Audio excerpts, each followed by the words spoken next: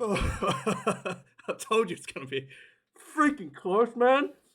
Oh, oh man, that was so close. Oh my god. Oh man. Oh man. Whew. I told you it's gonna be close. Hey man, like when Aki Snyman scored at 68 minutes, okay, I almost broke down. I could not believe he actually scored that. The lineouts has been so bad, just like getting the ball without losing it for like the first time in the entire game, okay, made me feel like South African had done something, okay? Made me feel like they already scored the try. And then that huge run from Dion Fourie coming off the bench, making that impact, huge, absolutely huge. He was like the first time the Springboks got over the advantage line, and he almost could have probably scored himself. Aki Snyman gets the quick ball, bunks himself over, rolls the ball down. I was like, I could not breathe for about 68 minutes before this was scored. And man, let's get this light on properly. That was just, I was already just like shaking. And then once again, the scrummaging, the final scrum, where Vincent Koch, okay, he held his ground. Ellis Genge boarding on him, did not pop out, stayed composed, allowed Genge just march into the angle, baited him to the angle, right? He knew that was going to be a penalty, stayed composed, kept his foot going forward, not allowing Genge to get a front foot on him, and getting that penalty for Andre Pollard to pop that 50-meter penalty goal. Oh man, I told you it's going to be close. Oh man, that was too close. I knew it. I knew England was going to come out with just defense and with goal kicking. Just the kicking game was exactly the style that England wanted to play. And it was just the whole game, it just felt like the Springboks has fallen into a trap, right? Both their wingers were so elusive, so good, so fast on their feet. The wet conditions, the way the kicking game is being handled. I don't think either of them hardly touched. I think maybe the wingers probably touched the ball twice the entire game for the Springboks. And under the high ball as well, the England was really smart, really just game, what do you call it? Game smart, right? Just sending in their big wingers, Elliot Daly, Freddie Stewart, and who was the other guy? Johnny May. All three of them were just huge, giant, tall blokes. And all they do under the high ball, it's not trying to like contest or anything, just trying to slap the ball back to the England side to get the recovery, just to make those contestables 50-50, and then try to get the ball back on the side with their height advantage. And it was so difficult to watch because the Ardensart and Kobe were just like giving away pretty much this much in their height, if not more. Both Daly, May, and Stewart are all like almost 185, 190, and then Kobe and Erlendsart are both like 175, 170. Kobe, that's like 171 centimeters tall for Kobe. So the way the game was handled, the kicking game was played was completely one-sided. And then you kind of go to the Springboks, set piece. For the entire game, the set piece hasn't been working. The maul was scrappy. And then the scrummaging was like quite even in the first half until Oxuncha came on and really turned that around. I salvaged that at one point that, is for the forwards. For the forwards. The tight hair props earned themselves some extra brine. And oh man, and then the lineouts as well. Like how I've never seen just the pressure. Bunkin Bonabi under pressure, not throwing the lineout straight multiple times. England had to hit similar issues as well. But later in the second half, George, what's his name? Jamie George wasn't able to get a line out straight a couple of times as well. And, man, that was so brutal. And then the drop goals. The big factor was the drop goal. George Ford was brought onto the field, with about 4 minutes, after the 100 Pollard kicked the goal. So about 3 minutes left on the clock. And I was like, this is going to be a drop goal. And the Springboks handled it perfectly. Kept England just out of reach. Like, all England forwards wanted to do is carry the ball to the 10-meter mark, 40 meters out. And that would have given George Ford a clear 50-meter drop goal opportunity. And Owen Farrell already kicked one from 40. Considering George Ford has kicked multiple 50-meter drop goals against Argentina, it was easily conceivable that was the plan. And the Springboks just defended and held, just kept him out of that reach. from that 50-meter mark, from the 40-meter mark where they wanted to work that 50-meter drop goal, and eventually Billy Vunipola succumbed to the pressure. The big boy, the big man, Eddie Jones' favorite son, succumbed to the pressure, dropped the ball, and the game was over. And I kid you not, I was so relieved when this was over, because oh boy, that was close. Like I knew this was gonna be close. It's just so painful to watch. That was honestly like torture for about 68 minutes, and it was just, I'm just so happy that Springboks and the All Blacks are gonna be playing the final, and I don't have to watch another England game. Just before we move on to the stats, some other stuff that was key stuff out of the game. The counter ruck from the England was better than the Springboks, which had me concerning. Eben Esmith got taken off early in the game as well, which I was a little bit questionable. I thought surely Sneijman would have been going on for Mostert. Obviously, the coach spotted something from Eben, and he was taken off, and I was genuinely worried that the physicality at the breakdown was missing a bit more without Eben. Huaga Smith was unbelievable once again this game, just absolutely smashing everybody. He was the difference. Let's face it, he was the difference. Got the South Africans the forward momentum, got the South Africans the dominance at the collision areas, at the breakdowns, and really put that pressure on the England with the rush defense. Dion Fourie as well with the rush defense, and getting getting themselves in the right positions of the field, earning those penalties. Oh boy, it was brutal. It was absolutely brutal. And let's have a look at let's have a look at the point summary for the game. My goodness. One try for the Springboks, Achi Sneijman, probably the most important try he's ever going to saw in his entire life. 246 run meters to England, 188 to the Springboks. It was pretty, like the half time, the run meters were actually more even. England had 92 run meters, and Springboks also had 92 run meters. So England actually had more opportunity in the second half, but the Springboks was able to dominate the scrummaging, which was the one and only area Oxenshire was able to dominate. That the Springboks was able to assert that advantage over England and got themselves back into the game. It was just unbelievable performance by the forward pack, the front rowers. Vincent Koch, man, Mr. Incredible, you did it. You held on to the scrum. That was amazing. The turnovers conceded at halftime, only 5 for both teams. And you can see that it's ballooned in the second half, especially the Springboks conceded 10 and England conceded 8. Something that was just brutal. Absolutely brutal. The tackle count, very good defense on both teams. 90 tackles made for England, 15 missed tackles, 108 for Springboks, 14 missed tackles. The kicking game, England, you can see here, England really dominated the kicking game. 41 kicks for England, 29 for the Springboks. It's not just the number of kicks that was really good for England. It's the way that the decision making of the England kicking. The high balls were highly pressured. Damien Willemse was struggling. Martin the Block was struggling as well in the first half. Was taken off 30 minutes in, and Pandru Pollard, the World Cup winner, showed that experience, something that Eddie Jones don't seem to understand, is worth more than talent. All right, Pandru Pollard came on, just brought that experience, brought calm to the team, managed everything much more smoothly for the Springboks, and kept the game ticking along quite nicely. So kicks can play 41 for the so not only that, the kicking, the high ball was much better handled by England, much more highly contested, and also England was able to make the decision for those little grubber kicks behind, putting the Springbok lineout under pressure, especially when the lineout is quite shaky into the 22s.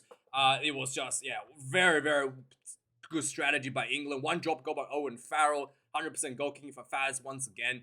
Lineouts, like you can see, it was a lot worse for the Springboks in the first half. The Springboks lost 3 lineouts in the first half. England only lost 1, and then Jamie George botched 2 in the second half. One of the lineouts throws, his ball slipped out his hand and just went straight for the Springboks. It's straight for the Springboks halfback, essentially. I didn't think he went for 5 meters. He barely went 5 meters. Straight to Bungi Bunabi standing there next to him. The Springboks did lose 1 line out in the second half. That was, I think it was spoiled. Made a bit of hands in there for England. But both lineouts were slippery on the conditions. The scrums, this is a key difference. This is where Springboks won the game. 2 scrums, turnovers, not just scrum, not just your average, penalties that you go on your own feet. There were turnovers, very big. One of them was literally marched over England ball, and another one was a penalty. Not to mention that the penalty they earned on their own side, including the feed that won them the penalty against the game. It was just unbelievable. I couldn't believe it. It was tremendous. So tremendous. The players came off the bench. The front rowers, Vincent Koch, only had 20 minutes and he delivered exactly what the coaches wanted to in that 20 minutes. And it was unbelievable. Penalties conceded, 11 against England. At halftime, the penalties were very low for both teams. The English penalties conceded was... No, actually, the second half was lower. There was 7 penalties considered for England and then 6 penalties considered for Springboks at halftime. So both teams actually tightened up the penalties, knowing how close this game is going to come down to. And oh man, I am speechless. I am absolutely speechless about that absolute huge comeback for the game. So let's have a look at some of the key moments of the game. It's just like the first 68 minutes of the match was just absolutely brutal to watch as a Springbok fan. 2 minutes into the game, England gets wins the box kicking duel literally right from the get-go, and there was a penalty at the breakdown. So one of the issues that Ben O'Keefe was penalizing the Springboks, there was a few breakdowns where the Ben O'Keefe penalized. It looked like the Springboks had the hands on the ball and turned over. There was a few calls where even the ones with Sia Khaleesi sealed over the ball. The Ben O'Keefe said that there was no lift motion. So once you get over the ball, you can't just hold on to it. You have to actually make an attempt to lift. So there was a couple of penalties against the Springboks because of no lift, which looked like the Springboks actually had the ball, turned over. So that was the first one there. They said no lift, the breakdown. England kicks 3 points immediately on the board. 4 minutes into the game, a line-out was stolen, and it was looking like the Springboks were really close getting to the line-outs, and there was a lot of discussions, like whilst the line-out was being executed, it looked very sloppy, and it was stolen, and sure enough, it was stolen. First scrum of the game, 5 minutes in, it was quite solid with Malherbe kicks off against Marla and Dan Cole. Cole actually did really well on the loose side. It looked like there was a lot of pressure on Kitsov on the loose side, and I thought I was genuinely a little bit surprised how Dan Cole handled the tight end for England in the first half, and also how good Joe Marler handled in loose side as well. 7 minutes into the game, another line out not straight against the Springboks. At this point, the line out was just it was almost looking like the team didn't know what they wanted, almost looked lost in the lineouts at this point. And 9 minutes into the game, there was a ruck form. Again, hands in the ruck was penalized against Sia Khaleesi, even though the ball looked like it was out. But the referee deemed that the ball was not out. They would play on the ground. I thought that was a bit of a tough call. But regardless, it is what it is. 6 points to nil for England.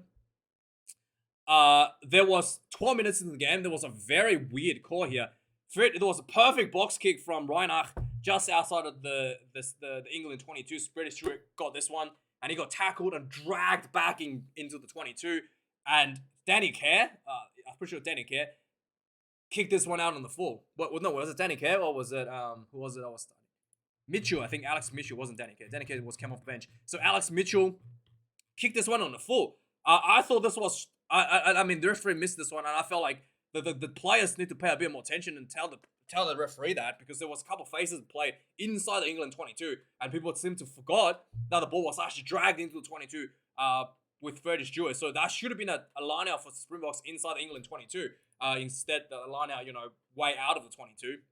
So I thought that was a bit of a, I thought the players needed to be a bit more on the ball on that. The 13 minutes into the game, the Springboks had their first opportunity for a penalty goal. Decided not to, because obviously with concerns of Leboc's kicking, this was easily kickable if it was Pollard. For Leboc, it's a bit far out, but it's still straight in front pretty much. I thought it still could have gone for the kick. But Springboks decided to back themselves for their set piece, which sometimes, and I know a lot of people say you should have taken the 3 points whenever it's on offer. I do think that the Springboks made the right decision here to test England a little bit, and just to see that set piece, how that's going to turn out. Because having that information will decide what you want to do for the rest of the game. If you have an opportunity for a 50-meter line out inside England 22, you want to see how your team handles the pressure, how England copes with pressure, how the defense is going to move. and allows you to plan ahead for the rest of the game. I wish I do agree. If you just kick the three, you never know what's going to happen. And when, and this, despite the fact that this did not turn into a point, it showed how England's going to defend them more. It showed how it showed how the Springboks handle the how the more how handle the pressure. Like it's the try that was scored later on I had no doubt was based on the information that was gained from some of these missed opportunities early on. So which I don't actually think this was wrong decision, despite what a lot of people might say. Because as much as you can train against dummies or weak, how your opposition is going to react to the moves was a different story, right? And sure enough, the line-out Morse was horrendous. England was able to scatter the line-out more quite quickly. It looks like they were engaging the line-out a little bit early for me, but the referee said it was okay. But I'm if the referee said that's fine, then I'm fine with it. The England was able to diffuse the more quite nicely in this first opportunity. The more was actually get turned over in this first one. The 16 minutes into the game, the Springboks. So after the more was turned over, there was some bit of the push and shoving. Tuilangi ran in and pushed Reinach, and then the referee reverses the turnover for a penalty against England. Again, kickable, but Springboks went for another 5-meter line out. And this time, the Springboks knocked the ball on a couple of phases later. I thought there was a bit of a no arm for Ben Earls, and the referee said it was fine, which, again, I'm not going to argue too much about that. There was a scrum. There was one scrum penalty here for the knees to the ground against Stephen Kitsoff, I think this was. But anyway, 19 minutes into the game, referee says there was a penalty against the Springboks 50 meters out on the 50 mark. Way beyond 50. Owen Farrell held onto the ball, being an idiot, and then the referee told him to drop the ball. Owen Farrell still refused, and then the referee marched him 10 meters, and then put it into a kicking range, and man in the box kicked this one right down the center. 6 points to 3.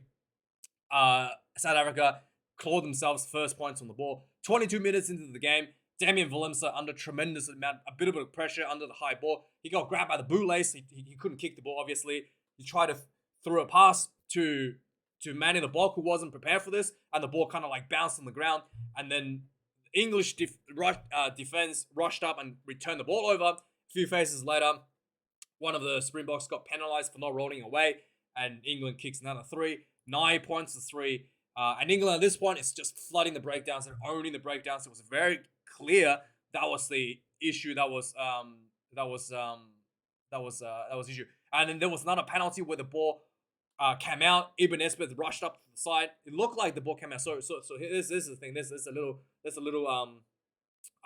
clarification here. So the commentary, if you're watching South African one, said the Harper had his hand on the ball. Having his hand on the ball is not constitute the ball out. He has to actually lift the ball up. And the ref, it did look like the ball bubbled a little bit on the ground.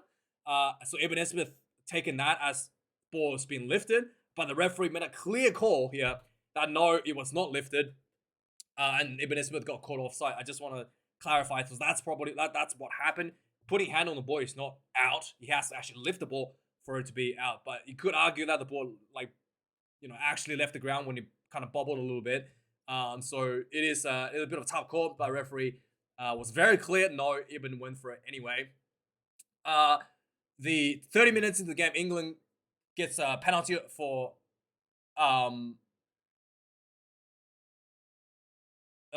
England gets a penalty. The Pollard gets brought onto the field. The man in the box kicking has been a little bit lacking as well. A couple of balls, crossfield kicks wasn't accurate enough, and a couple of touch finders was very short. Pollard came on, immediately addressed those kicking issues. So it was really painful to watch that. There was some good pressure from there was some good pressure from the Springboks following this one.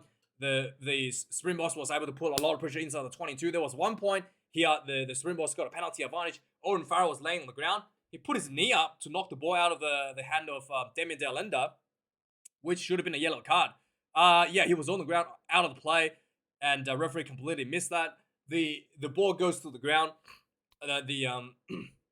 Sorry, the ball went to the ground. The referee deemed no advantage. Went back for the penalty, and then Pollard kicks this one 9 points to 6. Just before halftime, England was England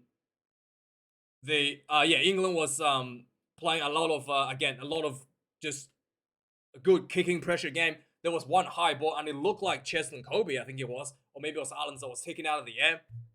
But the referee deemed that the chaser was blocked by Peter Sepp du Toit, who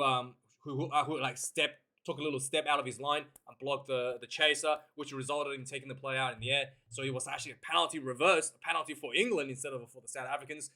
They kicked this one from 40 meters out. Also, 12 points to 6. England lead at halftime. Second half, immediately in the second half, the Springboks was penalized for not lifting the breakdown, hand on the board, not lifting. I think this might be, what's his name? Willemser, who was at the breakdown. There was some really nice play by the Springboks. Showed a bit of a strategy. The 100 Pollard got the ball. He did a little crossfield, and I think it was to Kobe. Kobe ran out on the sideline, grabbed a kick behind, and Villa Leroux was pretty much free. All he had to do is toe the ball forward, and it would have been a try. He tried to do that, and then he kicked the ball a bit too far, and he rolled out dead. So yeah, an opportunity missed, but it was it is what it is. 45 minutes in, Snyman comes on for Aben. I was a bit like, oh, that's a big decision there. The Faf de Klerk is on also at this time. Faf was on. Fury was on. Smith was on as well. Vermeulen and Sia Khaleesi came off. 51 minutes in, Ox Incher came onto the field. Immediately, first scrum, turns the ball over. Literally, they just marched over the ball and got the turnover. It wasn't even a penalty. It was just way too good. Way too much power for the South Africans. 52 minutes into the game, England finally got themselves a bit of territory. Owen Farrell attempted a 40-meter drop goal from a bit of an angle, so this would be close to 50, and he slots out quite easily. Yeah, had everybody be concerned. The strategy that was going to come out of England's back pocket is starting to reveal itself. I was so concerned at this point because, knowing that Ford did this against Argentina, I thought this was going to be just the game-winning strategy for England. Takes the scoreboard up 15 points to 6. Tremendous amount of pressure on Springboks to deliver on. There was a lot of... the game got scrappier at this point. There was a drop ball from... from the Springboks started to creep in. There was a nice little grabber kick behind from Owen Farrell, and Ardenside dropped the ball, and then it was a 10-meter scrum for England. It was really just brutal. But then once again, Incha saves the situation. The 10-meter scrum pops, just massive scrum, and then Bongi Bunabi got in underneath Jamie George and popped him out. Immediately penalty. Really, really well done. A few minutes later, 63 minutes, another penalty against Kyle Sinclair in the scrum. Just absolutely brutal. And then the Springboks, too far out. They could have kicked 3 points. I really felt they probably could have gone for 3 points after this penalty, this scrum penalty. But Andrew Pollard kicked the ball just 5 meters short. He was from 50 out, 5 meters short for a line out for Springboks. Not 5 meters, about 10 meters short. It was a ridiculously good kick. Something that man in the block was struggling with in the first half. Hardly, getting the ball out. And then the maul comes out for the let's see what happened here. Oh yeah, so this one, this first line out that was thrown in, it was lost by the Springboks. So I'm just like pulling my hair out at the moment. And then England followed this up with some good counteract turnover. There was another knock on, and then 67 minutes, another scrum gets for the Springboks, another scrum penalty for the Springboks, just absolutely marching them over. And this time, 100 Pollard kicked the ball once again, just about 10 meters under, like just over 5 meters from the try line. And this time they went for the line out. They set up the maul. Dion Fourie made the decision to go for the run when the maul came down, and then he just pounded as hard as he could, got close to try line. Almost could have scored himself. The ball came out quick ball to Achis Snyman, crashed over. just like that, 1-2 punch, Springboks scores, and 15 points to 13. Springboks 2 points behind going into the last 10 minutes or so. The 72 minutes into the game, there was a bit of a kicking game. Villarreal caught a mark. Again, opted for the scrum, something they did last game against France as well. And this time clearly had a scrum penalty, with the scrum advantage. They go for the scrum. England was able to not consider penalty this one, so the Springbok had to do the hard way, clear the ball out. Again, really good kick by Andre Pollard down the field. And then there was a quick play by England trying to run the ball into the Springboks 50. Knock on. Yeah, and then another big scrum coming up. 76 minutes, there was the negotiation. The referee scrum negotiation went on for about 20 minutes here. And eventually, the Ellis Genge was baited in to boring into what's his name? Mr. Incredible. And then Mr. Incredible just allowed him to go through with the boring in and got penalized right in front of the referee. And yeah, penalty. Everybody was expecting this. 50 meters and a bit of angle. And Pollard pops this one through. And then the final few minutes of the game, the kickoff, there was about 2 minutes left on the clock. I really thought that the Springboks was probably going to just run the clock down, knowing that George Ford is on with the 50-minute drop goal. And Faf de Klerk did the absolute pinpoint box kick. This was the best box kickbox. Unlike last week, this was the best box kick that he could have hoped for. He kicked the ball from inside his own 22, just out on the 50-meter mark. It's like perfectly placed on the 50-meter mark. Just out of range for the England drop goal. And then England had to do a 50-meter line out. And the Springboks were just holding. It was very close because all England wanted to do is get to that 10-meter mark, that 10-meter line. And then that would be sufficient space for George Ford or Owen Farrell potentially to go for the drop goal. And Springboks just sort of hold on. And then the Billy Vunipola, big carry, got hit really hard, knocks on the ball, game over, Springboks won by 1 point. Oh boy. Yes, thanks for watching, guys. I really appreciate you being here. It's been a great journey. Whatever happens next week, it's gonna be a great game. Springboks versus the All Blacks. Sir Fozzie versus King Russie. And it'll be a showdown for the ages. It'll be 1995 on repeat. It'll be no burgers for the All Blacks this week. I'm sure of that. That'll be a banned substance. And boy, can't wait for next weekend. And boy, I hope everybody's still alive.